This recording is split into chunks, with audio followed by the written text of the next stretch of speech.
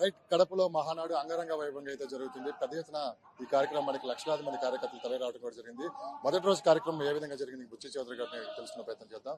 ముందుగా మొదటి రోజు ఎలా జరిగింది సార్ మహానాడు? అది కడపలో ఎలా అనిపిస్తుంది? మొత్తం మీద లక్షలాది మంది కార్యకర్తలు తొలి రోజే తరలి వచ్చారు.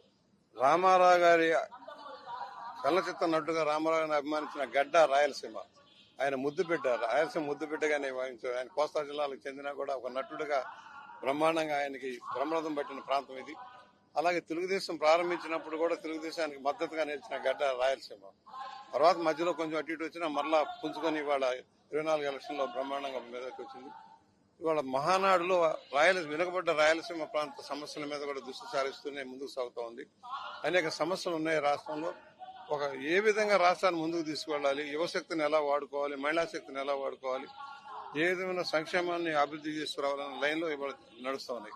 కొత్తగా 6 పాయింట్ ఫార్ములా లోకేష్ గారు 6 సూత్రాల పథకం మీద డిబేట్ నడుస్తూ ఉంది. ఇవాళంతా కూడా అసలు ఎట్లాగా మన కార్యాచరణలో ఉండాలి, పార్టీ కార్యకర్తను ఎలా ఇన్వాల్వ్ చేయాలి, పార్టీ కార్యకర్తలకు ఏ విధంగా సాయం జరగాలి, వాళ్ళని ఏ విధంగా ముందుకు తీసుకెళ్లి వారికి సాధికారత లభించేలాగా చేయాలన్న లక్ష్యంలో సూచనలన్నీ జరుగుతున్నాయి. బీసీ సంక్షేమం ఉదయం భయపడ్డాం. రాత్రి వర్షం పడింది. రాత్రి వర్షం పడినప్పుడు కొంత చిత్రగా మారింది. పార్కింగ్ లాట్లు అన్నీ ఉంది. చూశారు. మామూలుగా అయితే మహానాడు డిస్కషన్లే ఉంటాయి మొదటి 2 రోజులు. బహిరంగ సభకు భారీగా వస్తారు. కానీ వాళ్ళ బహిరంగ సభకు ఎంతమంది వస్తారు అంతమంది వచ్చారు. భారీగా తరలి వచ్చారు. ఎక్కడ చూసినా జనసందోహం. మిగతా మహానాడికి ఎస్పెషల్లీ ఈ మహానాడికి ప్రత్యేకత ఏంటి? బ్రహ్మాండంగా ఏర్పాట్లు చేశారు. స్థానిక నాయకత్వం కూడా చాలా ఏర్పాట్లు బ్రహ్మాండంగా చేశారు. భోజనాల దగ్గర నుంచి, కార్యకర్తలు రిసీవ్ చేసుకున్న దగ్గర నుంచి అని ఎంత వర్షం పడ్డా కూడా ఎక్కడికక్కడ సర్దుబాటు చేసుకుంటూ వాలంటీర్ వ్యవస్థ కానీ అధికార గణం కానీ అందరూ కూడా కష్టపడి పనిచేశారు. పార్టీ స్పెషల్ డైరెక్షన్ లో చంద్రబాబు గారు ఇచ్చిన డైరెక్షన్ లో, లోకేష్ గారి నాయకత్వంలో ఈ బహుశా భారతదేశంలో ఏ పార్టీ కూడా ఇంత భారీ ఎత్తున చేసే దానికి అవకాశం లేదు. మొదటి నుంచి మహానాడు అంటే ఒక పద్ధతిగా చేసుకెళ్ళడం అలవాటు. ఎందుకంటే క్రమశిక్షణ కానీ కార్యకర్తలు ఉన్నారు. లక్షలాది మంది కార్యకర్తలు. ఇవాళ 1,02,00,000 మంది క్రియాశీలక సభ్యులే ఉన్నారు. ఇవాళ ఆ సభ్యులు ప్రతిసారి కూడా కార్యకర్తల బలంతోనే పార్టీ గెలిచి వస్తా ఉంది. కష్టాల్లో సుఖాల్లో వాళ్ళ పార్టీతో మమేకమై ఉంటున్నారు. అందువల్ల కార్యకర్తల యొక్క శక్తి వల్ల ఇది బ్రహ్మాండంగా విజయవంతమైంది. 5 సంవత్సరాల తర్వాత తెలుగింటి పండుగలా జరుగుతుంది కార్యక్రమం. ఎన్నో కష్టాలు నష్టాలు ఓర్చుకొని కార్యకర్తలు ఎన్నో చూసాం. నేను 82 నుంచి చూస్తాం. 82లో కొన్ని మహానాడు నేను నిర్వర్తించడం. ఇంత బ్రహ్మాండమైన ఏర్పాట్లు ఏనాడు జరగల.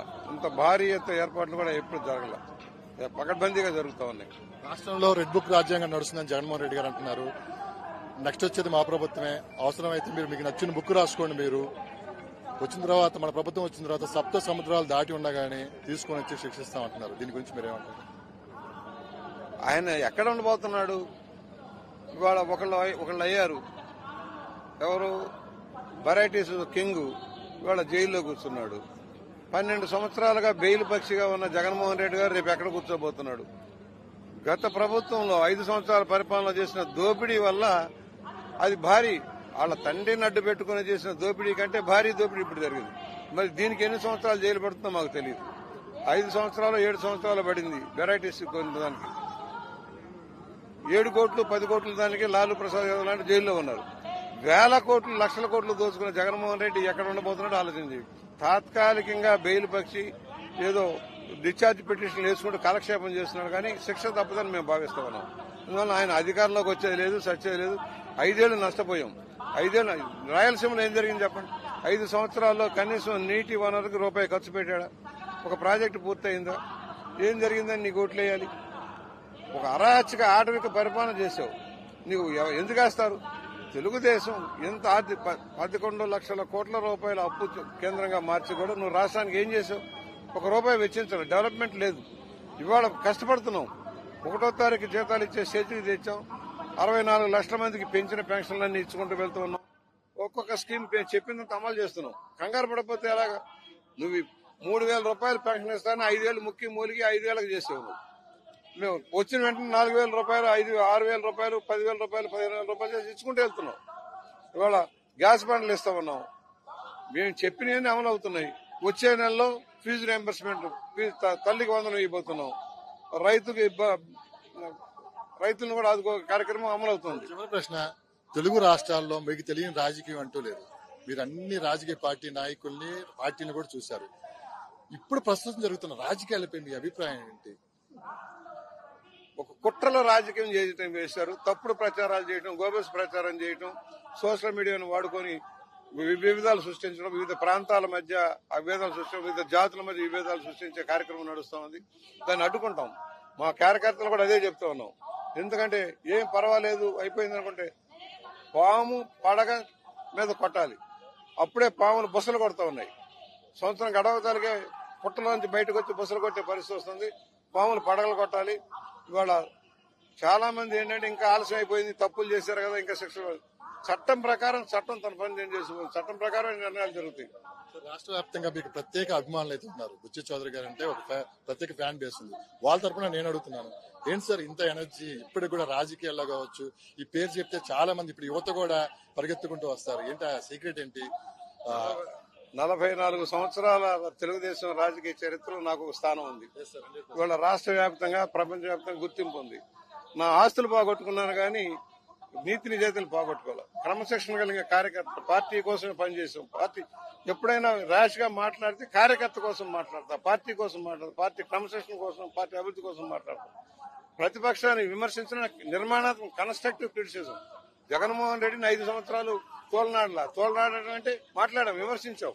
ఆయన తప్పును విమర్శించాం. అసెంబ్లీ సాక్షిగా, టీవీ సాక్షిగా, మీడియాలో గానీ బయట గానీ సోషల్ మీడియాలో మాట్లాడాం. కానీ ఎక్కడా కూడా దారి తప్పల. నేను కన్స్ట్రక్టివ్ క్రిటిసిజం, విమర్శే చీల్చెండాడాం.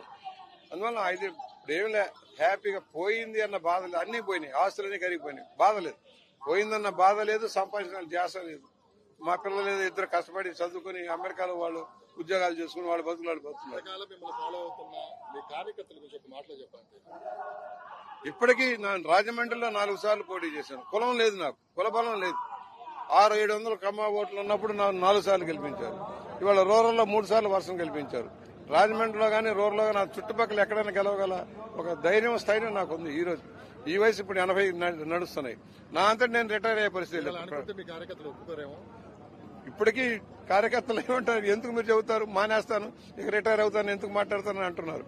సరే, కొత్త యువతరం వస్తుంది, యువతరం కూడా ముందుకెళ్తారు, అవకాశాలు వస్తూ ఉంటాయి. కాకపోతే ఏంటంటే మొన్న కూడా తప్పుకుందాం అనుకున్నా, కానీ దుర్మార్గ పరిపాలన, రాజకీయంగా ఇంత దుర్మార్గ పరిపాలన నేను ఏనాడు చూడాల. ఇప్పుడే కాదు, మేము తెలుగుదేశం పార్టీ ప్రారంభించక ముందు ఉన్నప్పుడు కూడా చూడాల. కాంగ్రెస్ పరిపాలన కూడా ఇంత అధ్వానం ఉండేది కాదు. ఇంత దుష్ట పరిపాలన అంతం చేయాలంటే నాబోటి వాళ్ళం సత్తా ఉన్నాను, పని చేయాలనుకున్నాం, పని చేసాం, ఓడించాం, ప్రభుత్వం వచ్చింది. ఇప్పుడు ప్రభుత్వం సరిగా నడిచేలాగా చూసుకోవాలి. మేము పార్టీని బలపరుచుకోవాలి, ప్రభుత్వం సక్రమంగా నడిచేలాగా లోటుపాట్లు కన్స్ట్రక్టివ్ ఇన్నర్ గా కూడా మాట్లాడతాం. తెలుగుదేశం పార్టీలో కూడా లోటుపాట్లు ఉండొచ్చు, వాటిని సరిదిద్దుకునే దానికి గట్టిగా ప్రయత్నం చేస్తాం. మహానాడు అంటే కార్యకర్తల మీటింగ్ కాదు, ఎన్నో సేవా కార్యక్రమాలు, మరో పక్క వచ్చిన ప్రతి కార్యకర్తకు భరోసా ఇవ్వడం కూడా ఇక్కడ మెయిన్ ప్రధాన ఉద్దేశం. సో మొత్తం మీద మహానాడు ద్వారా మీరు ఏమి సందేశం ఇస్తున్న కార్యకర్తలు భరోసా ఇస్తున్నాం. కార్యకర్తలు దోచిపెడతామని కాదు, అవినీతి చేయమని కాదు, ఎలా ఆదుకోవాలో ప్రయత్నం చేస్తున్నాం. వారి కుటుంబాలను ఎలా ఆదుకోవాలి, సెల్ఫ్ ఎంప్లాయ్మెంట్ స్కీమ్స్ ద్వారా వారికి ఎలా సహాయం చేయాలి, వాళ్ళ బిడ్డలకు ఉపాధి ఎలా కల్పించాలి, ఇది ప్లానింగ్ లో ఉంది. వాళ్ళు సక్రమైన రీతిలో నడవాలి, చెడు అలవాట్లకు దూరంగా ఉంచాలి. ఆ లైన్ లో మేము పనిచేసుకుంటాం. ఇవాళ తెలుగుదేశం పార్టీ సంక్షేమ నిధి నుంచి భారీగా ఖర్చు పెడుతుంది. భారతదేశంలో ఏ పార్టీ 1000 కోట్ల ఆదాయాలు ఉన్న జాతీయ పార్టీలు కానీ ఎవరు చేయని కార్యక్రమం తెలుగుదేశం చేస్తుంది. ఎన్టీఆర్ ట్రస్ట్ ద్వారా పాఠశాలలు, కళాశాలలు నడిపి పేద విద్యార్థులకు సహాయం చేయడం కానీ, ఎన్టీఆర్ బ్లడ్ భారీ ఎత్తున రక్తదానం చేయడం కానీ, క్యాన్సర్ హాస్పిటల్ ద్వారా సేవ చేసే లక్ష్యం ఏ పార్టీ చేస్తుంది? పార్టీని ఆదుకుంటున్నాం, బాధితులు ఆదుకుంటున్నాం. ఏదైనా పడవ ప్రమాదం జరిగింది లేదా అగ్నిమానం జరిగితే ఏ పార్టీ రూపాయి తీయదు. 1000 కోట్ల జగన్మోహన్ రెడ్డి ఎప్పుడు రూపాయి తీసాడా? జేబులో పెట్టుకోవడమే కాదు, తీయటం చేత. చంద్రబాబు గారు ఉదారంగా సహాయం చేయటం కార్యకర్తలకు కానీ, రాజకీయాలు లేవు, కులాలు మతాలు లేవు, ఆ కుటుంబాలను ఆదుకుంటూ ఉంటారు. That is Telugu Desam.